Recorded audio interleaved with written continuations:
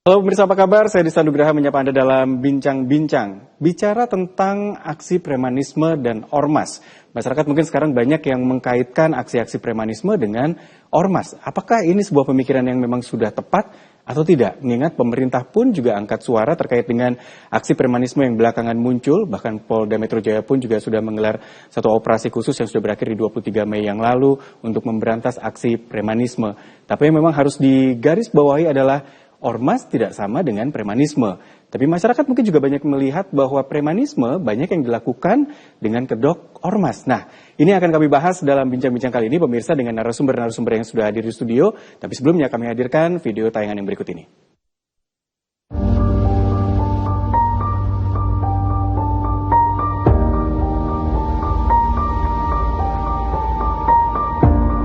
Pemerintah dan aparat penegak hukum kini tengah aktif dalam melakukan penindakan aksi premanisme yang berdampak merugikan masyarakat. Kita ketahui aksi premanisme ini memicu keresahan masyarakat. Pasalnya aksi premanisme kerap membuat korbannya trauma, bahkan ironisnya hingga melakukan kekerasan fisik.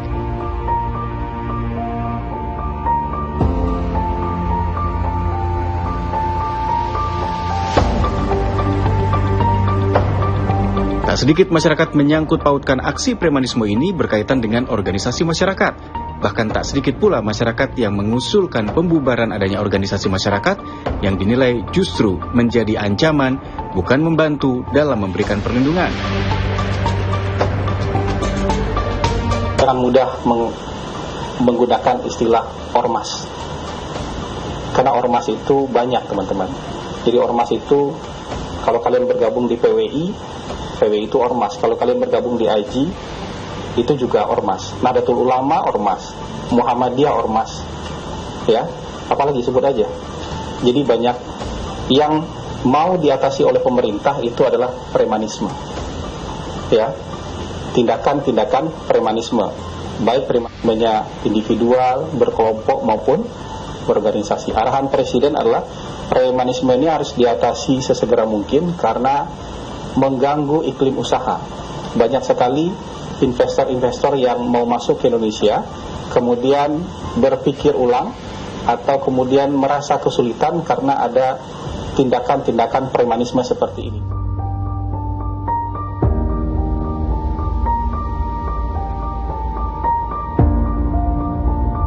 Lantas apakah aksi premanisme ini berkaitan dengan keberadaan organisasi masyarakat atau ormas? Atau justru ada oknum yang tidak bertanggung jawab yang sengaja melakukan aksi premanisme dengan membawa nama organisasi masyarakat?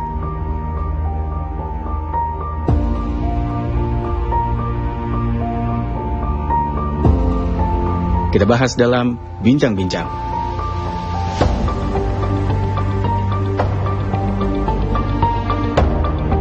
Ancaman premanisme di tengah kita akan menjadi topik obrolan saya malam hari ini pemirsa, dan tentu saja sudah hadir di studio narasumber saya pada malam hari ini ada Mas Iqbal Feliciano, pakar hukum pidana dari UNER. Mas Iqbal, selamat malam. Selamat malam. Di sebelah Mas Iqbal ada Pak Zakaria Ansori, Sekretaris Pusura Surabaya, salah satu organisasi masyarakat tertua di Surabaya nih Pak ya. Selamat malam Pak. Selamat malam, salam sejahtera. Salam sejahtera, terima kasih. Dan juga sudah hadir di sebelah Pak Zakaria ada Mas Rohmat Amrullah, Wakil Sekretaris MPW Pemuda Pancasila Jawa Timur. Mas Amru, selamat datang, selamat malam. Selamat malam. Kami akan bahas topik yang menarik ini dari sisi organisasi masyarakatnya, dari sisi hukumnya, dan juga saya akan mewakili masyarakat juga yang resah dengan adanya aksi-aksi premanisme dalam skala kecil, mungkin yang diawali dulu dengan banyak parkir liar yang akhirnya dipalak dan sebagainya, lalu beredar berita terkait dengan minta proyek juga dalam sebuah proyek besar di Indonesia, minta 5 triliun tanpa tender. Lalu yang terakhir juga berita yang cukup santer adalah ormas yang menduduki lahan milik BMKG, yang juga ada beberapa orang yang juga ditetapkan sebagai tersangka, yang ini juga berkedok premanisme sebenarnya. Nah, apa sebenarnya ormas dan bagaimana sebenarnya premanisme? Apa yang harus kita pisahkan dari sana? Usai jeda kami hadirkan perbincangannya untuk Anda.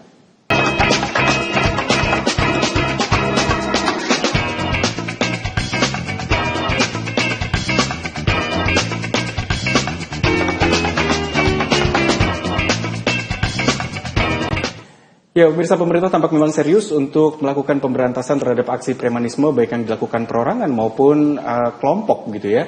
Termasuk apakah yang akan dilakukan terhadap yang berkedok ormas. Nah, ini yang menjadi tanda tanya. Bahkan di Polda Metro Jaya sudah sempat dilakukan operasi Berantas Jaya. Memang sudah selesai periode operasinya. Tapi saya ingin tahu dulu tanggapan dari reaksi atau respon dari pemerintah, dari kepolisian terkait dengan apa yang sudah dilakukan pada upaya untuk menindak tegas aksi premanisme. Saya ke Mas Amru terlebih dahulu nih, Mas Amru dari Pemuda Pancasila. Mungkin bisa memberikan tanggapannya terlebih dahulu terkait dengan upaya pemerintah dalam memberantas ini. Baik. Kalau ada upaya pemerintah untuk memberantas premanisme, seharusnya tidak hanya di akhir-akhir ini. Harusnya dari dulu-dulu itu sudah ada langkah untuk melakukan pemberantasan terhadap premanisme. Kami sepakat upaya itu dilakukan. Tapi kemudian jangan hanya parsial berhenti pada pemberantasan premanisme. Apa yang menyebabkan premanisme ini muncul, tindakan-tindakan kekerasan di masyarakat ini muncul, ini pun harus juga diselesaikan. Nah, kalau hanya diselesaikan berantas premanisme, tapi hal-hal lain tidak diselesaikan, contoh law enforcement-nya juga tidak ditegakkan setegak-tegaknya, maka juga ini akan pincang. Orang diberantas, tapi hal lain juga masih berjalan. Penegakan hukum nggak jalan. Aspek-aspek hukum yang seharusnya bisa melindungi hak-hak kemasyarakatan juga tidak bisa jalan. Ini akan membentuk kelompok-kelompok kecil masyarakat untuk membentengi hak-hak mereka sehingga mereka berbuat secara fisik, karena secara pikiran, secara skill dalam hal mungkin aspek hukum tidak mampu, akhirnya ya mereka pakai otot lah untuk menyelesaikan semuanya itu. Maka menyelesaikan premanisme itu tidak cukup hanya nangkepi preman-preman itu tidak cukup, tapi harus secara keseluruhan ini kita selesaikan. Dan sepertinya nggak harus sekedar nunggu dari tren dulu lagi banyak yang ngomongin, akhirnya baru ada pemberantasan ini secara serius gitu. Harusnya dari dulu selalu konsisten gitu ya? Iya, harus konsisten dan jangan parsial. Ya, semuanya harus selesaikan. Jangan hanya soal premanisme yang digembar-gemborkan saja. Oke. Itu. Ke Pusura nih, kalau Pusura ini sebagai organisasi masyarakat juga yang ternyata salah satu yang tertua di Surabaya, itu bahkan yang tertua di Surabaya. Berdiri tahun 1936. Nah, setelah juga Sumpah Pemuda. Mengamati juga nih gerakan dari ormas, lalu sekarang masyarakat menganggap banyak premanisme yang berkedok ormas. Sekarang pemerintah juga responsif terhadap ini. Tanggapannya dulu Pak Zakaria.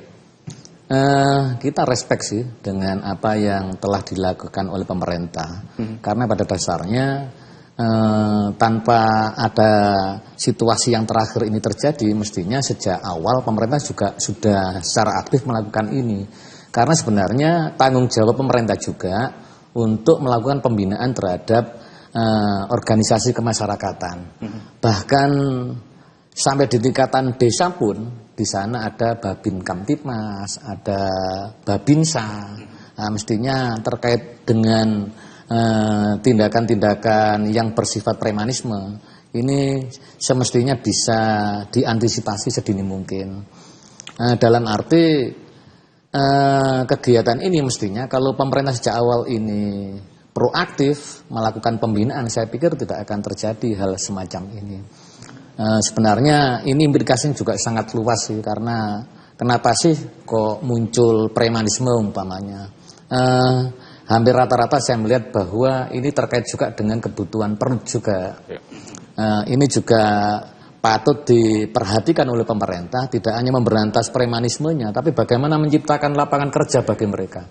Karena semakin banyak dengan situasi perekonomian seperti saat ini, semakin banyak pengangguran. Ini mau tidak mau, kalau tidak diciptakan lapangan pekerjaan, otomatis premanisme ini akan semakin ada. Karena kaitannya dengan perut gitu. Saya ke Mas Iqbal nih. Kalau tadi memang Mas Amru juga bilang penegakan hukumnya nggak bisa parsial. Kalau dari sisi hukum Mas Iqbal melihatnya seperti apa? Apakah upaya pemerintah saat ini nih ya hangat-hangat belakangan aja, atau sebenarnya memang sudah bisa dilakukan lebih general, tidak parsial? Jadi pertama-tama sama dengan kedua narasumber sebelumnya, saya apresiasi tindakan tegas dari kepolisian untuk melaksanakan penindakan terhadap tindakan-tindakan yang kemudian mempunyai aspek premanisme ya. Walaupun kemudian premanisme itu tidak ada di hukum ya. Itu kan kemudian bahasa yang biasa digunakan di dalam media ataukah kemudian dalam sosial kemasyarakatan. Tapi kalau hukum itu kan jelas, terminologinya entah itu pemerasan atau kemudian tindakan kekerasan dan sebagainya, itu yang kemudian dilakukan penindakan dengan tegas. Jadi nggak ada pasal premanisme. Tidak ada pasal premanisme. Tapi aksi premanisme itu turunan tindakannya apa? Ya kalau ngomong preman gitu itu kan bisa jadi kemudian kalau orang desa ngomong mereman itu kan orang yang bekerja secara keras. Maksudnya kemudian dia melakukan kerja di sektor informal yang ada ya kan. Tapi kemudian asosiasinya sekarang preman itu menjadi negatif gitu loh. Tapi kalau sebenarnya frasanya kalau dihukum tidak ada kemudian premanisme itu apa. Adanya pemerasan, adanya kemudian pengancaman, ada kemudian tindakan tidak menyenangkan dan sebagainya, ada kemudian penganiayaan ada. Dan berbagai bentuk dalam tindak pidana yang kemudian bisa diasosiasikan dengan tindakan yang kemudian dilakukan oleh para pelaku yang kemudian dalam beberapa waktu ini terjerat masalah premanisme ini gitu loh. Jadi kalau bicara tentang pasal yang mengancam, berapa hukuman yang mengancam, ya tergantung tindakan apa yang dilakukan. Tindakannya apa gitu tergantung. Ya kalau kemudian kekerasan ya kemudian nggak bisa kemudian dipakai satu pasal untuk menjerat semuanya. Contohnya begini, kalau kita pakai pasal 368 berkaitan dengan mengancam seseorang untuk memberikan sesuatu atau memberikan piutang dan sebagainya, itu kan kemudian kita berbicara mengenai tindakan pemerasan. Apa yang kemudian sama dengan ini? Ya kalau kita lihat zaman-zaman dulu Al Capone pun sudah melakukan hal ini gitu loh. Apalagi kemudian tindakan-tindakan premanisme seperti ini banyak kemudian terjadi di area-area Amerika Latin ya. Dan itu sangat mengganggu memang untuk iklim investasi, berbisnis dan sebagainya. Bahkan kemudian hankam dan keamanan masyarakat itu pun terancam dengan adanya tindakan-tindakan seperti ini kalau kemudian penegak hukum tidak segera melaksanakan penindakan. Itu yang sering dibahas di Indonesia belakangan hari ini gitu ya. Iklim investasi terganggu. Banyak sekali aspek yang kemudian terganggu. Jangankan investasi, public trust terhadap pemerintah pada saat pemerintah kemudian tidak hadir, negara tidak hadir pada saat masyarakatnya terancam, dia kemudian dipaksa untuk memberikan sesuatu yang tidak sesuai dengan kehendaknya dia dan sebagainya, itu saja kemudian sudah meningkatkan ketidakpercayaan masyarakat terhadap instansi pemerintahan dan efeknya panjang sekali. Dan betul katanya Pak Zakaria dan juga Mas Amru, ini nggak boleh parsial. Banyak kemudian yang harus diperhatikan, mulai dari kemudian preventifnya seperti apa, contohnya lapangan pekerjaan yang harus kemudian tersedia, ya kan? Atau kemudian meningkatkan skill mereka sehingga kemudian mereka tidak menjadi orang yang melakukan tindakan pidana seperti ini.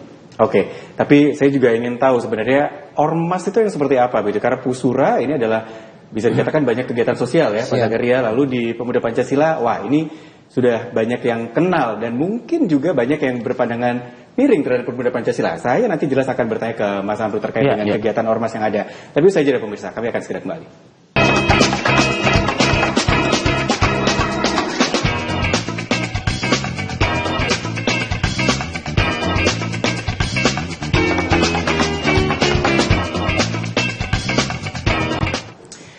Dijelaskan memang premanisme dan ormas adalah dua hal yang berbeda. Nah, saya punya dua perwakilan dari ormas yang ada di studio kali ini. Saya ke yang Pusura terlebih dahulu, satu organisasi sosial masyarakat yang bisa dikatakan tertua di Surabaya. Pak Zakaria mungkin bisa jelaskan sebenarnya Pusura ini punya kegiatan-kegiatan hariannya itu apa gitu Pak? Sebagai ormas atau sebagai organisasi sosial kemasyarakatan di sini. Jadi perlu kami sampaikan bahwa ruh dari berdirinya Pusura ini pada awalnya didirikan oleh Dr. Sutomo dengan tujuan untuk memberikan wawasan kebangsaan bagi masyarakat. Setelah peristiwa Sumpah Pemuda, saya pikir untuk persiapan kemerdekaan, nah Pusura ini merupakan salah satu kelompok elemen masyarakat yang memberikan wawasan kebangsaan untuk masyarakat, sehingga dari situ mulai dirintis kemerdekaan. Bahkan saat kemerdekaan di situ merupakan dapur umum perjuangan arek-arek Surabaya di sana pada saat peristiwa 10 November untuk merawat yang luka-luka dan sebagainya. Nah dari situ pada akhirnya Pusura ini berkembang yang mengarah ke bantuan hukumnya. Kebetulan saya juga salah satu ketua dari kantor hukum Pusura. Kemudian ada kelompok organisasi bela dirinya, ada POB Pusura, dalamnya juga ada tinju, ada silat, ada kegiatan wanita Pusura, ada kegiatan pengajiannya, banyaklah di sana. Di mana Pusura sampai saat ini mungkin kita bisa merasakan seringkali kita mengadakan kegiatan-kegiatan dengan mengundang elemen-elemen organisasi masyarakat di Surabaya, termasuk kita menggagas forum silaturahmi akbar arek-arek Surabaya, di mana elemen-elemen organisasi kemasyarakatan akar rumput Surabaya, di situ ada forum dialog. Sehingga kita bisa merasakan hingga saat ini Surabaya ini relatif lebih aman bila mana dibandingkan dengan kota-kota lain. Semisal kalau kita melihat Jakarta, seringkali tawuran antar kampung, antar organisasi, antar ras. Di Surabaya sampai sekarang alhamdulillah itu tidak terjadi. Oke, jadi disitulah peran Pusura sebenarnya juga terus melakukan kegiatan-kegiatan. Salah satunya, gitu ya? Karena di situ kita juga selalu ada koordinasi yang baik dengan pihak dari jajaran kepolisian, Polrestabes, dengan Kodam Brawijaya. Di situ ketika ada informasi yang kurang bagus terkait dengan keberadaan LSM dan sebagainya, di situ akan kita berikan informasi supaya ada pembinaan. Betul enggak kegiatan LSM ini, karena seringkali kita melihat banyak LSM yang anggaran dasar, anggaran rumah tangganya katakanlah A, kemudian kegiatannya B. Nah ini kan juga enggak benar, sehingga perlu mendapatkan pembinaan dan arahan juga dari pemerintah. Oke, kalau dari penjelasan Pak Zakaria memang kegiatan-kegiatannya memang sangat berdampak pada masyarakat harapannya, dan dari usia organisasi yang cukup lama menunjukkan bahwa organisasi ini cukup solid begitu Pak Zakaria ya. Alhamdulillah. Nah, saya ke Pemuda Pancasila. Siapa yang tidak kenal dengan Pemuda Pancasila? Di sini ada Mas Amru sebagai wakil sekretaris di Jawa Timur. Tokohnya di Jawa Timur sendiri ada Pak Lanyala ternyata sebagai Pak Lanyala, ketua begitu ya. Iya, nah, betul. Pemuda Pancasila sendiri apa sebenarnya kegiatan hariannya juga berdampak pada masyarakat? Ya, sebelum masuk ke apa kegiatan yang dilakukan oleh Pemuda Pancasila, jadi organisasi ini lahir tanggal 28 Oktober 1959. Yang pendirinya itu adalah Ahana Sution, yang punya tujuan Pemuda Pancasila itu didirikan untuk mempertahankan negara kesatuan Republik Indonesia dan untuk mewujudkan masyarakat adil dan makmur yang berlandaskan Pancasila dan Undang-Undang Dasar 1945. Nah, ini tujuan dasar yang ada di dalam anggaran dasar dan anggaran rumah tangga, itulah yang kemudian menjadi dasar bagi kita untuk melakukan program-program keorganisasian, yang mana program keorganisasian itu kita wujudkan dalam bentuk lembaga, badan otonom, dan ada yayasan dan seterusnya yang kita bentuk. Ada kita memiliki Serikandi Pemuda Pancasila, yang mana terdiri di dalamnya itu perempuan-perempuan, artinya ibu-ibu yang punya aktivitas dan segala permasalahannya ya kita pecahkan di situ. Karena kita mengetahui bahwa perempuan dalam perannya di masyarakat pasti terdapat problem-problem yang luar biasa. Kemudian kita juga memiliki SAPMA, Satuan Siswa dan Mahasiswa. Ini kumpulan pelajar-pelajar tempat kita untuk mendadar atau mengkader kader-kader Pemuda Pancasila yang nantinya akan memegang tongkat estafet organisasi. Kita juga sama seperti yang digagas sama Pusura juga, kita punya Badan Penyuluhan dan Pembelaan Hukum Pemuda Pancasila. Nah, kemudian ada lembaga buruh, ada kemudian lembaga pengusaha, dan juga kita ada afiliasi organisasi yang mana kader-kader itu kita distribusikan untuk aktif dalam kegiatan kewirausahaan, aktif dalam kegiatan perekonomian dan sebagainya, itu kita distribusikan. Nah, karena memang sumber daya yang masuk ke Pemuda Pancasila ini beragam. Ya, mulai dari apapun lah itu. Ya, kita juga merekrut insan-insan yang barangkali kurang diterima oleh organisasi masyarakat yang lain. Barangkali mereka tidak diterima itu karena banyak tato, atau mungkin masih punya kebiasaan minuman keras dan sebagainya. Kalau organisasi masyarakat yang lain tidak mau menerima, kita terima untuk ayo kita berproses bareng untuk menjadi lebih baik lagi. Maka siapapun yang mau gabung ke Pemuda Pancasila kita terima, apapun profesi dan latar belakang mereka. Ketika terjadi permasalahan atau terjadi problem dalam kehidupan dia, kita songgo bareng gitu. Jadi ketika terjadi misalkan permasalahan, dia dianggap melakukan tindakan kekerasan di dalam di masyarakat atau salah dalam melangkah hukum, ya mau tidak mau ya kita harus turun untuk mengadvokasi, bukan dalam rangka membenarkan apa yang dia jalankan, tapi dalam rangka untuk mengedukasi agar kedepannya bisa lebih baik. Maka dari itu pemuda Pancasila itu tetap akan berusaha untuk konsisten dalam mengawal tujuan dari terbentuknya dari Ormas Pemuda Pancasila itu, Pak. Menarik Mas Amru, karena memang tadi disebutkan bahwa mungkin ada masyarakat yang tidak diterima atau tidak merasa sesuai dengan organisasi masyarakat lain di Pemuda Pancasila sebenarnya diterima, tapi sebenarnya sekali lagi untuk proses menjadi lebih baik begitu ya. Untuk proses menjadi lebih baik. Jadi proses itu pun juga tidak instan ya, Pak. Mungkin kebiasaan-kebiasaan yang kurang baik yang dia lakukan itu ya harus seringkali kita lakukan pengawalan, edukasi dan sebagainya. Dan memang butuh kesabaran. Jadi menjadi pengurus Pemuda Pancasila itu ya bondo bahu pikir lek perlu sak nyawa pisan untuk kita korbankan untuk masyarakat. Ya kalau kita berprinsip, kalau orang masjid itu bilang khairunas anfa'um linnas, bahwa sebaik-baik manusia itu adalah yang paling bermanfaat bagi manusia, bagi orang lain, itu ya bagi manusia itu yang coba kita ijawantahkan dalam Pemuda Pancasila. Ya, apapun kemudian orang bilang, wah Pemuda Pancasila kok preman, itu nggak apik dan sebagainya. Oh, kita nggak urus. Pokoknya yang penting yang kita lakukan, niat kita baik, niat kita untuk merangkul rekan-rekan yang ada di terminal, ada di parkir.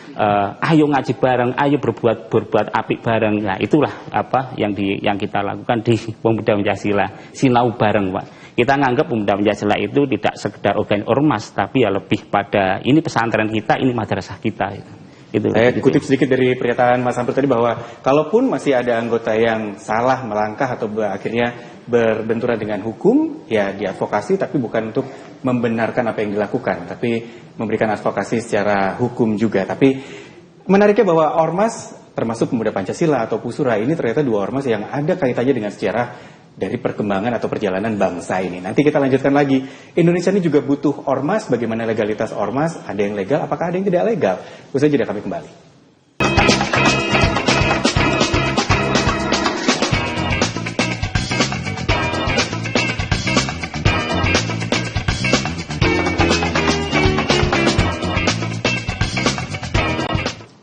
Ya, Indonesia butuh ormas. Indonesia tidak ingin ada premanisme. Ini makanya harus dibedakan antara ormas dan premanisme. Saya ingin ke Mas Iqbal terlebih dahulu. Apa sih sebenarnya yang membuat ormas ini legal, ataukah ada ormas yang tidak legal misalnya? Legalitasnya harusnya seperti apa dan kenapa Indonesia ini butuh ormas gitu kalau dalam pandangan hukum? Kalau pandangan hukum jelas ya. Kalau kita dasarkan pada undang-undang, ada undang-undang ormas tahun 2013 ya. Jadi kalau kita melihat bagaimana itu ormas bisa diakui, apa itu legal dan sebagainya, ya kemudian kita kembali kepada undang-undang ormas. Kalau kita berbicara mengenai hak individu seorang, itu hak konstitusional masyarakat Indonesia, bahwa kemudian konstitusi kita mengatur bahwa setiap orang di Indonesia itu berhak untuk berkumpul gitu loh, ya kan? Dan konteksnya adalah kemudian pada saat mereka berkumpul punya satu visi yang sama, mereka membentuk sebuah organisasi, dan itu kemudian kalau daftarkan namanya ormas, organisasi masyarakat, dan itu selama tidak melanggar hukum, selama kemudian tidak bertentangan dengan konstitusi, tidak bertentangan dengan pandangan politik negara dan sebagainya, saya rasa tidak ada masalah itu menjadi ormas yang legal dan didaftarkan juga. Kalau kita melihat bentuk korporasi secara umum, maka ormas ada juga yang kemudian tidak terdaftar. Jadi kita melihat ada ormas yang tidak terdaftar, ada yang tidak terdaftar. Ada nggak? Ya banyak, gitu loh. Tapi kalau kita berbicara mengenai ormas yang terdaftar, maka acuannya pada Undang-Undang Ormas tahun 2013 harus sesuai dengan Undang-Undang Ormas itu. Tapi kenapa ada kecenderungan ketika ormas itu semakin besar atau mungkin bahkan semakin kuat gitu ya, lalu anggotanya merasa juga punya kekuatan di balik ormas itu gitu? Ya itu hal yang sebenarnya apakah emang ormas ini bisa punya kekuatan secara hukum sebenarnya? Kekuatan secara hukum di keseninya ada. Kalau kemudian diakui oleh negara, ya. Diakui oleh undang-undang dan hukum, ya. Tapi kalau kemudian untuk melakukan tindakan yang melawan hukum, tentunya tidak. Ya.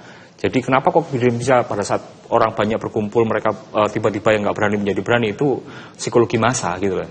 Pada gampangannya orang satu orang yang nggak berani bertengkar, ada 3 orang 5 orang temennya, kemudian tiba-tiba dia jadi berani, itu hal yang biasa. Ya kan, itu sudah hal yang lumrah gitu loh. Ini berarti harus dikembalikan lagi kekuatan penegakan hukumnya. Lebih kepada kekuatan penegak hukum dan kontrol dari masyarakat ini. Jangan sampai kemudian pada saat mereka berkumpul banyak, mereka merasa mempunyai semua hal yang kemudian bisa mereka lakukan gitu loh. Itu yang kemudian harus dikikis. Dengan cara seperti apa ya? Tadi kata Pak Amru, dengan pesantrennya, ya kan, dengan mendidik itu dengan lebih baik dan sebagainya, tujuannya adalah itu. Ya itu bagus gitu loh. Tapi kalau kemudian hanya sekedar kumpul-kumpul saja, mereka show of force, ya kan, mereka tidak punya visi yang jelas dan sebagainya, maka jangan salahkan kemudian mereka menjadi orang yang melakukan tindakan-tindakan yang kemudian kita asosiasikan dengan premanisme itu. Saya ke Pusura kalau gitu, Pak Zakaria. Sebenarnya kalau merekrut anggota, karena untuk sebuah organisasi masyarakat yang bisa tetap berjalan sampai bertahun-tahun tentu ada regenerasi, ada organisasi yang kuat. Untuk merekrut anggota ini sebenarnya prosedurnya seperti apa kalau di Pusura? Di Pusura ini kan banyak badan otonom ya.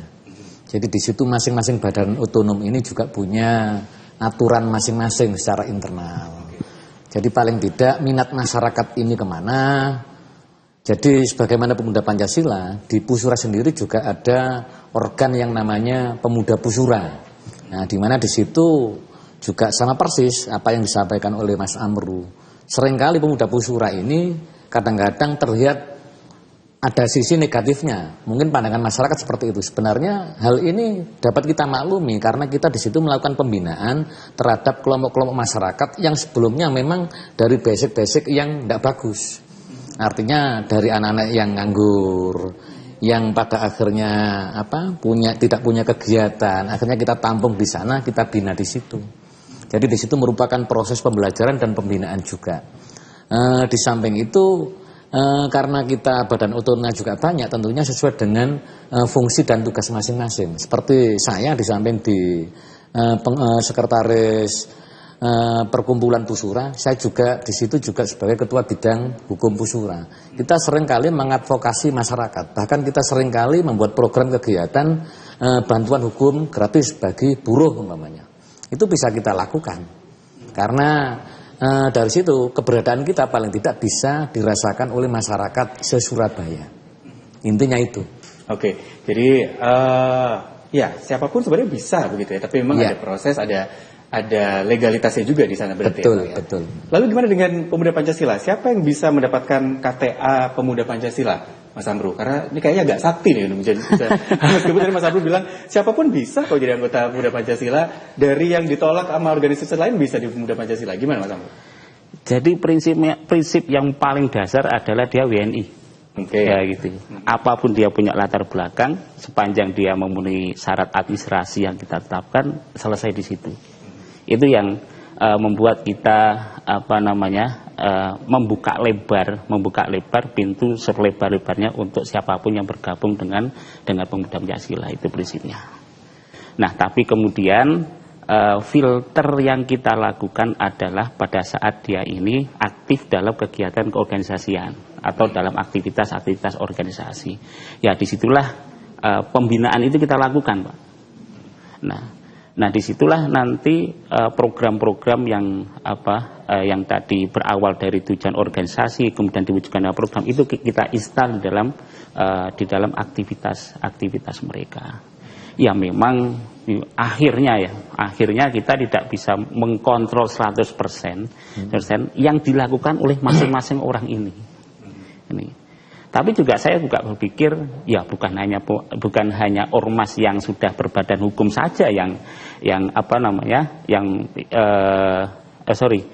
tidak, pandangannya adalah bukan ini legal, ini tidak legal dan sebagainya. Itu tidak jaminan untuk orang tidak melakukan tindakan anarkis gitu.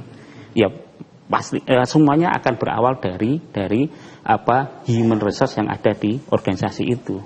Makanya ketika awal dia masuk, kita minimal tahu dia siapa, kemudian ketika beraktivitas, maka antisipasi yang dilakukan oleh para pengurus itu seperti apa, bentuk perkaderannya seperti apa, kemudian controlling ketika dia menjadi pengurus itu seperti apa, ini sudah kita siapkan di di Pemuda Pancasila itu. Meskipun organisasi nggak bisa mengatur seseorang mau melangkah apa dalam kehidupannya ya. Itu tidak bisa kita kontrol.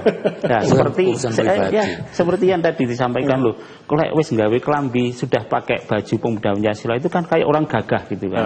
Nah, ini yang ya wis dirimu bangga dengan Pemuda Pancasila dengan seragammu, tapi toto lakumu ya sing apik gitu ya. Itu yang kita terapkan. Jangan pakai baju Pemuda Pancasila itu untuk menghorori masyarakat atau ngeden-ngedeni masyarakat. Itu kita sampaikan ke rekan-rekan. Tapi pakailah baju Pemuda Pancasila itu yang warnanya seperti bara api itu untuk melindungi masyarakat gitu. Bila mana terjadi orang menindas masyarakat ya kalian harus bergerak gitu. Itu yang kita terapkan di Pemuda Pancasila ya. Namanya ngancani belajar bareng itu memang butuh waktu panjang dan butuh kesabaran. Nah, termasuk kita ini sabar untuk di stigma, wah preman, wah elek dan wes monggo Berarti Mas Amru juga tutup mata dengan stigma itu. Gitu ya. Monggo, nggak apa-apa. Itu deh dari penjelasan Mas Amru dan juga Pak Zakaria, dua organisasi yang ada di sini menjelaskan bahwa mindsetnya, nyawa dari organisasi masyarakatnya sebenarnya tujuannya jelas, baik begitu ya. Setidaknya diharapkan anggotanya yang memang menjadi anggota dari organisasi ini juga bisa mencerminkan hal tersebut. Tapi ketika bertindak di luar itu, maka organisasi pun tidak bisa mengatur siap langkah dari anggotanya. Nanti saya ingin tahu tanggapannya terkait dengan bagaimana dengan mereka-mereka yang melakukan aksi premanisme dan membentangkan simbol-simbol atau identitas organisasi masyarakat. Usai jeda kami kembali.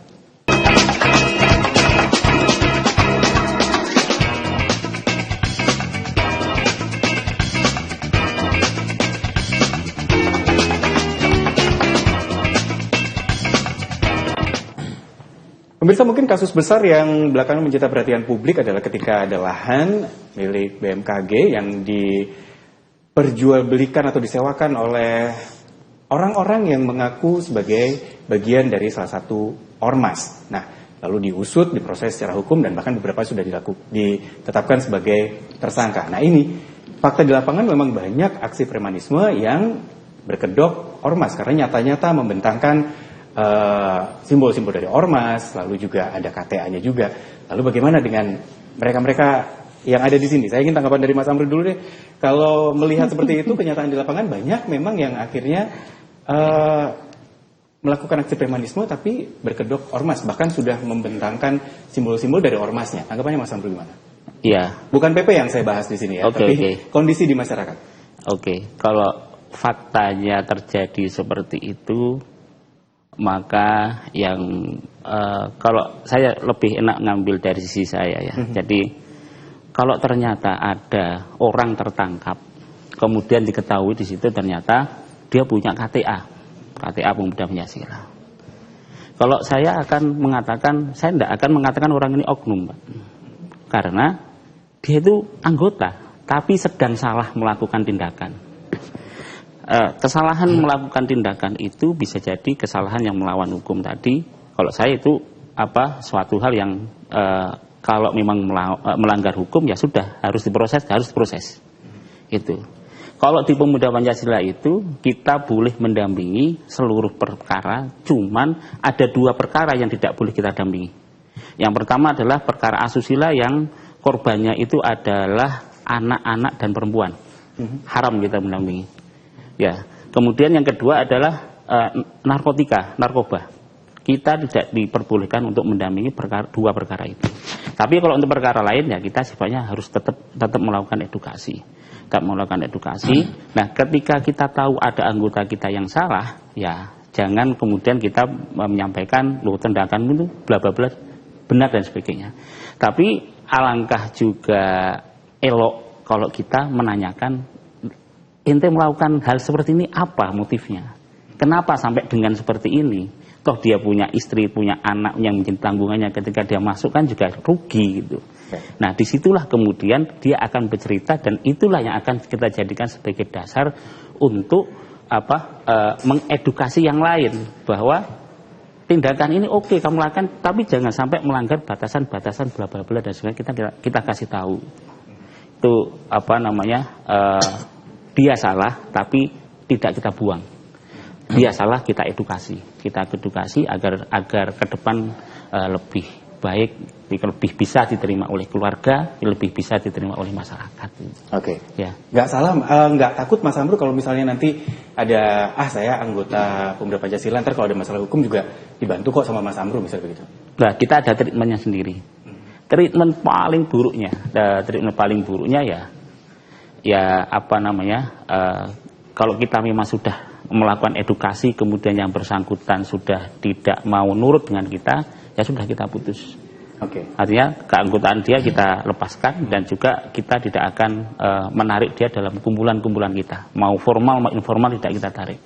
Kita ada garis yang kita lunak, ada garis yang kita tegas. Gitu. Baik. Ya. Saya ke Pak Zakaria, Pak. Di Pusura, kira-kira melihat fenomena seperti ini ada diskusi-diskusi apa atau ada pemikiran apa, Pak?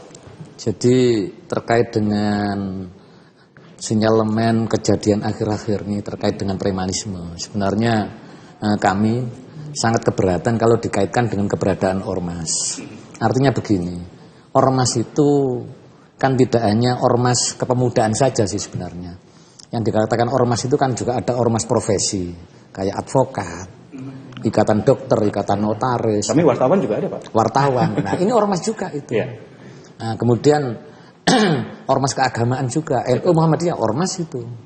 Nah, ketika ini digebiah-uyah seakan-akan ini terkait dengan ormas, ya tentunya kita keberatan. Sekali lagi kami dari Pusura dalam konteks yang seperti ini itu kembali kepada pemerintah. Karena begini, setiap organisasi kemasyarakatan kan juga sudah ada undang-undang yang mengaturnya, di mana undang-undang ormas di situ, setiap ormas ini kan wajib didaftarkan. Ada akte pendiriannya, ada anggaran rumah tangga organisasinya, di situ ada struktur pengurusnya, ada pembinanya, bahkan ada pengawas. Kalau sekarang mungkin di undang-undang ormas yang baru, organ pembina tidak ada, tapi diganti dengan organ rapat anggota. Jadi di situ mestinya ada peran pemerintah. Bisa aja pemerintah terhadap penyalahgunaan karena tidak menutup kemungkinan di samping kesalahan ini dilakukan oleh oknum pribadi, juga dilakukan adanya penyalahgunaan kewenangan yang diberikan secara oleh organisasi. Itu bisa juga terjadi. Artinya kalau memang betul terjadi seperti itu, pemerintah mudah aja kok sebenarnya menyikapi. Karena keberadaan ormas ini wajib didaftarkan sesuai dengan undang-undang organisasi kemasyarakatan. Di situ bisa dicoret kok dari ahunya umpamanya. Dan pendaftaran ormas ini kan bisa juga melalui Bakesbang Sospol untuk tingkat provinsi, atau tingkat 2 melalui Bakesbang tingkat kabupaten atau kota. Ini dimungkinkan juga. Jadi dari situ mestinya pendekatan dari pemerintah ini menurut saya sangat-sangat kurang. Jadi mestinya pemerintah mengambil peran di sini untuk melakukan pendekatan terhadap berbagai elemen organisasi kemasyarakatan yang ada di masyarakat. Saya contohkan tadi. Di desa aja sudah ada Babinsa, ada Babin Kamtipmas. Di kecamatan ada Muspika. Di kabupaten ada Muspida. Jawa Timur, provinsi ada Muspida. Tentunya ini juga merupakan bagian dari unsur pembinaan pemerintah kepada masyarakat. Kalau ini dimanfaatkan, kemudian segala bentuk kekuatan masyarakat ini sering dilakukan koordinasi pembinaan, saya pikir hal-hal yang seperti ini akan semakin mudah diminimalisir. Apalagi kalau pemerintah dalam hal ini juga bisa mengimbangi dengan adanya kegiatan-kegiatan atau program-program yang bisa menunjang kegiatan masing-masing ormas ini. Jadi ketegasan pemerintah menjadi kunci, nggak harus nunggu viral dulu, nggak harus nunggu heboh dulu baru bertindak begitu ya. Saya justru sangat prihatin dengan seringkali pemerintah bertindak terlambat. Jadi kadang-kadang hukum pun kadang-kadang ini kejadiannya ada, kadang-kadang hukumnya dibuat belakangan. Yang seringkali terjadi begitu kan. Makanya undang-undang organisasi kemasyarakatan pun, kalau dulu ada peraturan yang disebutkan tadi tahun 2013, bahkan sekarang sudah diperbarui undang-undang nomor 16 tahun 2017. Nah, jadi di situ ada perkembangan yang tujuannya itu untuk mengantisipasi segala problem yang terjadi di masyarakat. Jadi aturannya sebenarnya jelas, undang-undangnya ada, organisasi masyarakat yang legal pun juga bisa ditelusuri kalau memang ada permasalahan di masyarakat, ada yang mengatasnamakan organisasi masyarakat, mudah untuk pemerintah juga untuk menindaklanjuti. Usai jeda kami masih punya satu segmen terakhir untuk melanjutkan bincang-bincang malam hari ini, pemirsa. Kami akan segera kembali.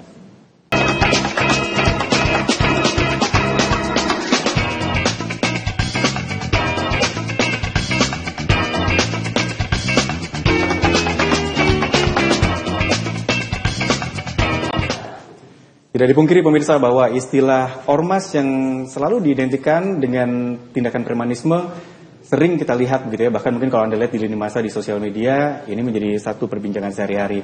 Padahal sekali lagi sebenarnya premanisme dan ormas adalah dua hal yang berbeda. Dan pihak kepolisian pun juga sudah banyak bertindak, bahkan di Polda Metro Jaya pun juga sudah merilis ribuan pelaku tindak premanisme. Dan apakah memang butuh payung khusus gitu ya? Saya ke Mas Iqbal. Sebenarnya kalau dibilang tindakan-tindakan premanisme yang sering kita lihat, tindakan kriminal yang mungkin skalanya tidak terlalu besar ya, kecuali sampai penganiayaan dan sebagainya. Tapi kalau pemerasan, parkir mungkin dari masyarakat, itu sebenarnya mungkin nggak besar. Tapi apakah memang butuh payung hukum khusus gitu untuk menindak ini? Atau sebenarnya penegakan yang lebih serius aja? Kalau saya sekedar penegakan yang lebih serius saja, tegas dan serius, dan tidak pandang bulu ya. Karena kalau kita lihat konstruksi hukumnya sudah jelas. Tinggal kemudian bagaimana pelaksanaannya aja. Jadi kalau aparat penegak hukum tegas, ya kan, tidak pandang bulu, ada aduan mengenai pemerasan contohnya, dia bertindak langsung, ya kan, saya rasa itu juga bisa memberikan efek jerah kepada orang yang akan melakukan itu, tidak melakukan itu, ya kan. Dan kalau kita lihat konstruksi hukumnya lagi gitu loh, KUHP kita kan ada yang baru tuh Mas, Undang-Undang Nomor 1 Tahun 2023 ya, yang akan berlaku tanggal 26 Januari tahun depan Pak ya. Kalau undang-undang itu berlaku, maka subjek hukumnya tidak hanya orang saja, termasuk juga korporasi.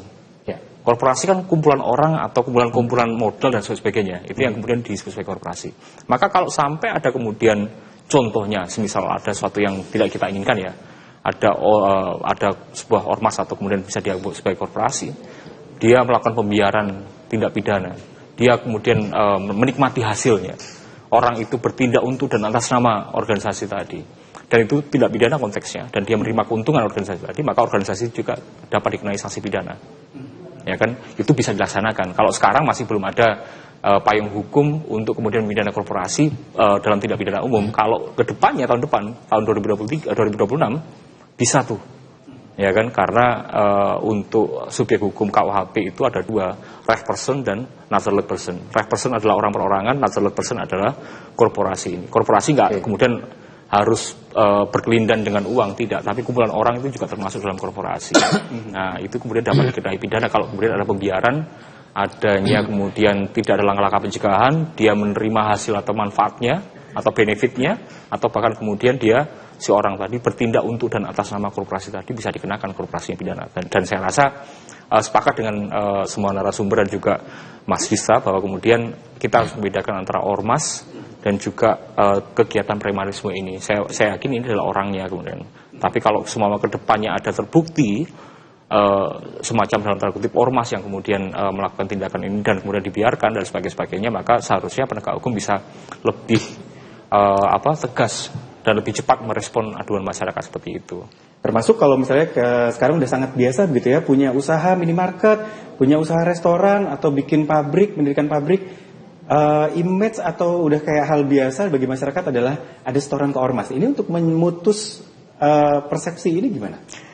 Mata rantainya harus kita putus dulu Mas. Jadi begini, kenapa kok selama ini kemudian ini terjadi dan itu menjadi hal yang dalam tanda kutip kebiasaan yang muncul ya. Karena, mohon maaf, saya harus kritik juga kemudian penegak hukum tidak melaksanakan respon yang cepat atau bahkan oleh masyarakat juga tidak secara kooperatif melakukan tindakan pengaduan kepada masyarakat kepada penegak hukum karena nilainya yang kecil. Tapi kalau kita total itu besar loh.